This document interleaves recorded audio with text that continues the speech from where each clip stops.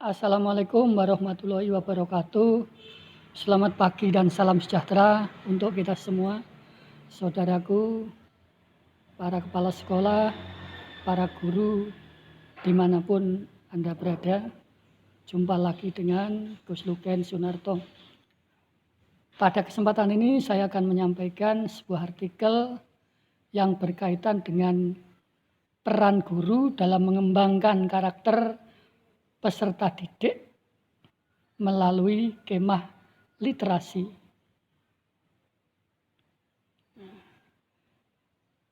Apa itu kemah literasi? Kan kita bahas di sini. Nanti mudah-mudahan bisa dilaksanakan oleh lembaga-lembaga dalam rangka meningkatkan pendidikan karakter.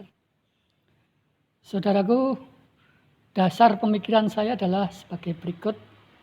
Yang pertama, berbagai persoalan yang muncul di masyarakat seperti korupsi, kekerasan, kejahatan seksual, perusakan, perkelahian massa, tawuran antar pelajar, turunnya kewibawaan guru di mata peserta didik, pola hidup konsumtif, dan sebagainya. Dasar yang kedua, bergesernya nilai etika dalam kehidupan berbangsa dan bernegara. Kemudian juga memudarnya kesadaran terhadap nilai-nilai budaya bangsa, ancaman disintegrasi bangsa, dan melemahnya kemandirian bangsa. Nah, dasar yang ketiga, bahwa selama ini guru disibukkan dengan bagaimana mencapai target kompetensi melalui tugas-tugas yang belum dipenuhi siswa. Ini hubungannya dengan prestasi belajar, hubungannya dengan angka-angka. Nah, fenomena ini menunjukkan kecenderungan pembelajaran hanya pada kognitif saja, tingkat pengetahuan saja. Yang penting anaknya pandai, bisa mengerjakan soal, nilainya tinggi, seolah-olah sudah sampai di situ. Padahal tugas guru ada dua. Selain mengajar, juga mendidik. Mendidik dalam arti meningkatkan kepribadian siswa, meningkatkan karakter siswa, karakter yang lebih baik. Itulah dasar pemikiran saya, maka saya menulis sebuah artikel yang berjudul Peran Guru dalam Mengembangkan Karakter Peserta Didik Melalui Kemah Literasi. Apa itu kemah literasi? Ya, mari kita perhatikan lebih lanjut. Tindakan dari dasar itu kita sebagai guru maka perlu adanya tindakan, perlu adanya PPK, yaitu penguatan pendidikan karakter. Ini merupakan integrasi pembelajaran terpadu berbasis kemah riset. Kemah literasi akan menjadi solusi dalam mengefektifkan pendidikan karakter pada siswa. Jadi pendidikan yang berada di dalam kelas, disampaikan materi-materi pengetahuan, kita gabungkan dengan yang ada di pramuka, kita gabungkan. Jadi di sana muncullah istilah kemah riset. Jadi juga kemah ada bersenangnya, ada juga pemanaan secara intelektualnya. Sehingga nanti dua-duanya bisa diperoleh. Oke, manfaatnya apa? Yang jelas tujuan akhirnya adalah membangun kecakapan abad 21. Bahwa seorang siswa atau pemuda atau bangsa Indonesia diharapkan lebih kritis, kreatif, bisa berkolaborasi dan komunikasi. Hal ini yang harusnya kita kembangkan sejak dini. Ada beberapa manfaat, ada 3 manfaat ditinjau dari jenjang waktunya, yaitu manfaat jangka pendek, manfaat jangka menengah, dan manfaat jangka panjang. Untuk jangka pendek, diharapkan siswa menyadari bahwa kedepannya akan hidup di masyarakat. Masyarakat tentunya memiliki persoalan berbeda-beda, sehingga diperlukan kemampuan beradaptasi dan komunikasi dengan baik. Jadi ini mengarah juga praktek keterampilan berbahasa. Kemudian untuk jangka menengah, siswa memiliki problem solving yang tepat pada situasi dan kondisi yang berbeda. Jadi ketika siswa menghadapi masalah-masalah tertentu dalam situasi apapun bisa terselesaikan karena sudah pernah mengalami apa itu yang namanya kemah literasi. Jadi pengalaman-pengalaman dari kepramukaan dengan kemah literasi, maka jangka menengah bisa ditargetkan untuk hasilnya lebih baik. Kemudian jangka panjang, siswa memiliki cara pandang yang ilmiah terhadap sesuatu yang berbeda di lingkungan sekitarnya.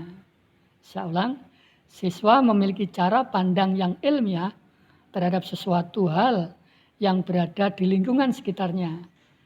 Dalam hal yang lebih besar lagi, sekolah memiliki semangat riset yang tinggi. Nah, ini saudaraku, kawan-kawan, tentang tujuan yang akan dimunculkan dalam kemah literasi. Bagaimana strategi PPK, penguatan pendidikan karakter, dalam pembelajaran berbasis kemah riset atau literasi? Oke. Kita bahas. 1. Tempat dan waktunya disesuaikan dengan kebutuhan mata pelajaran dan kelompok peminatan yang ada. Kalau di SMP, di SMA, insya Allah mudah sekali mengaturnya karena ada program-program tertentu di sana. Kemudian yang kedua, topik ataupun objek riset ditentukan agar peserta fokus dan bisa mengaplikasikan teori yang diperoleh dalam kelas di lapangan. Nah, itulah tadi saya katakan ini merupakan perpaduan antara pembelajaran di kelas dan pembelajaran kepramukaan. Jadi kegiatan kepramukaan. Di sana ya kemah, tapi ya ada literasinya.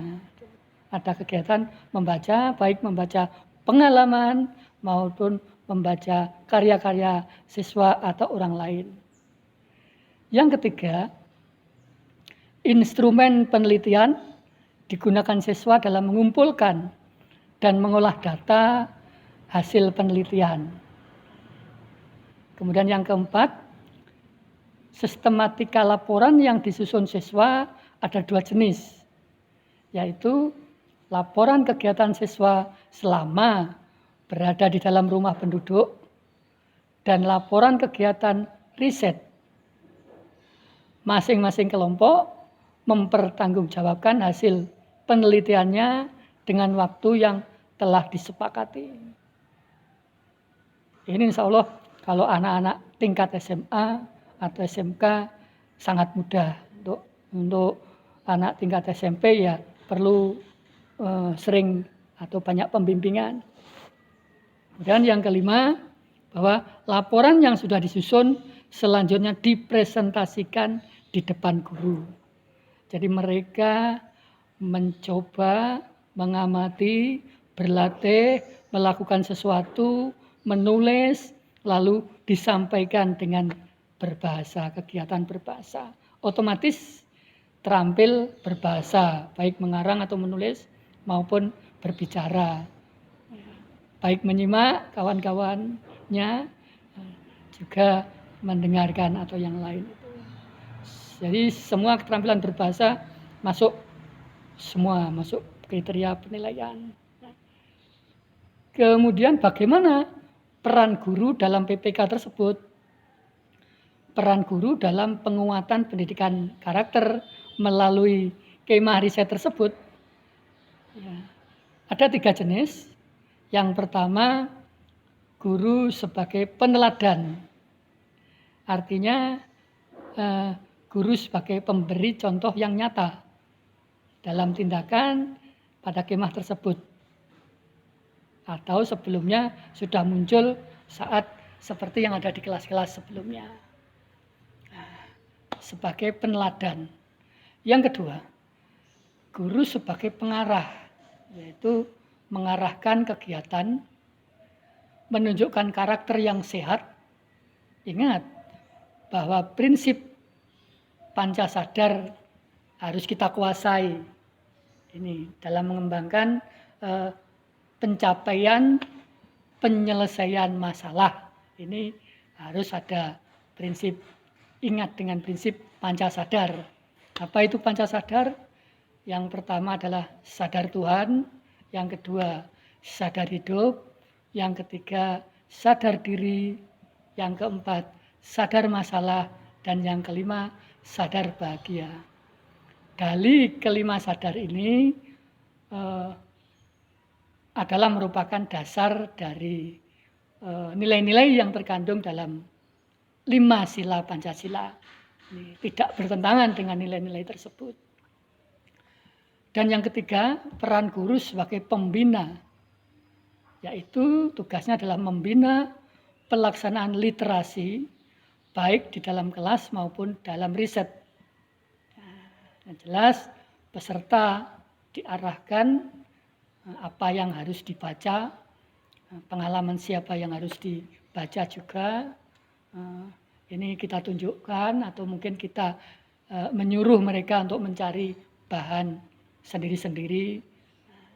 Nanti kita arahkan di sana.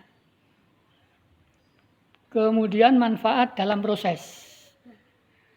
Sekali lagi, untuk kemah literasi ini banyak sekali manfaat melalui prosesnya.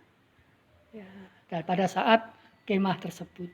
Karena kegiatannya dalam kegiatan gabungan antara kegiatan di dalam kelas lalu digabungkan dengan kegiatan kepramukaan. Oleh karenanya di sana ada 3 yang perlu kita catat.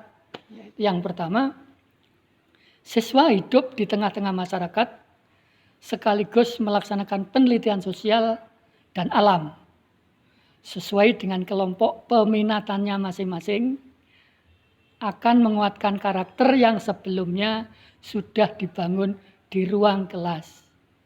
Jadi prinsip gotong royong, prinsip kemanusiaan, prinsip bersandar pada Tuhan, prinsip keadilan, ini dan penyamarataan ini dibangun sebelumnya di dalam kelas, kemudian pada waktu kemah literasi dimunculkan dalam kegiatan nyata. Bagaimana mereka komunikasi dengan warga, bagaimana mereka komunikasi dengan tempat orang-orang penduduk yang ditempati. Nah, ini akan kelihatan. Dan ini lebih banyak manfaatnya daripadanya sekedar teori-teori yang ada di dalam pembelajaran, ruang pembelajaran saja. Ya. Kita langsung praktek di alam terbuka, praktek di masyarakat. Kemudian yang kedua, manfaat yang kedua, dalam prosesnya sana siswa akan diuji tentang bagaimana ia bisa menghayati dan mengamalkan perilaku jujur, disiplin, tanggung jawab, peduli atau gotong royong, kerjasama, toleran dan damai, serta santun, responsif dan proaktif. Nah, macam-macam sikap yang saya sebutkan ini insya Allah dalam pelaksanaan kemah riset atau literasi akan muncul dengan sendirinya. Mereka otomatis akan menyajikan hal-hal yang terkait dengan sifat-sifat tadi, prinsip-prinsip tadi. Ada kegiatan kelompok, pasti mereka akan kerja secara gotong royong. ada ide yang muncul, pasti mereka akan mengemukakan satu dengan lain secara toleran, damai. Ada pemunculan ide, ada pemberian kritik, pasti disampaikan dengan cara santun, ada responsif. Mereka pasti masing-masing akan lebih proaktif daripada hanya di dalam kelas saja. Karena sifatnya kalau di dalam kemah, mereka bebas. Artinya bebas itu tidak terpengaruh kekakuan seperti yang dialami di dalam kelas.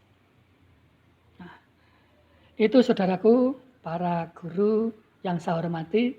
Kemudian yang ketiga, siswa akan bisa menunjukkan sikap sebagai bagian dari solusi atas berbagai permasalahan dalam berinteraksi secara efektif dengan lingkungan sosial dan alam, serta dalam menempatkan diri sebagai cerminan bangsa dalam pergaulan dunia. Berangkat dari sila-sila Pancasila, berangkat dari prinsip Pancasadar, maka melalui kegiatan riset atau kemah literasi, siswa akan mempraktekkan hal tersebut. Siswa akan mendapatkan pengalaman tersebut. Oleh karena itu, mari mungkin setelah penjelasan ini, saudaraku ada yang punya gagasan atau ide melaksanakan kemah riset atau literasi, monggo para pembinanya diajak berdiskusi. Mungkin ini salah satu kegiatan yang cocok untuk pengembangan peningkatan karakter siswa, penguatan karakter siswa. Insya Allah itu akan melaju dengan cepat. Kasihan nanti jika karakter siswa lama-lama merosot, nanti bagaimana bangsa Indonesia pada tahun 2030 nanti. Nah, jika kita bertindak mulai sekarang, insya Allah nanti para siswa akan selalu siaga dengan karakter masing-masing, dengan menjaga NKRI seutuhnya dan kerjasama yang kuat di antara mereka. Oke, kesimpulannya, saudaraku, bahwa pelaksanaan strategi kemah riset atau literasi dalam penguatan pendidikan karakter merupakan implementasi dari penguatan pendidikan karakter berbasis kelas, penguatan pendidikan karakter berbasis budaya sekolah, dan penguatan pendidikan karakter berbasis budaya masyarakat. Nah, ini saudaraku, artikel yang saya buat, mudah-mudahan bisa ada gambaran dan bisa menjadi sumber pembelajaran berikutnya, bisa sebagai penambah wawasan dari para guru dan kepala sekolah dalam rangka meningkatkan penguatan pendidikan karakter. Nah, ini idenya saya dapatkan dari mantan murid saya dari SMP Situbondo dulu yang bernama Mas Wawan Setio Aditomo, yang sekarang menjadi instruktur TIK di kota Tuban, jadi guru SMA di sana. Terima kasih Mas Wawan. Salam kepada saudara-saudara di sana dan kepada Bapak Ibu guru, kepala sekolah. Mohon maaf penyampaian artikel saya mungkin kurang menarik atau kurang luas, mohon diterima. Oke. Mohon maaf kalau ada kekeliruan. Terima kasih. Wassalamualaikum warahmatullahi wabarakatuh. Salam sehat. Salam literasi.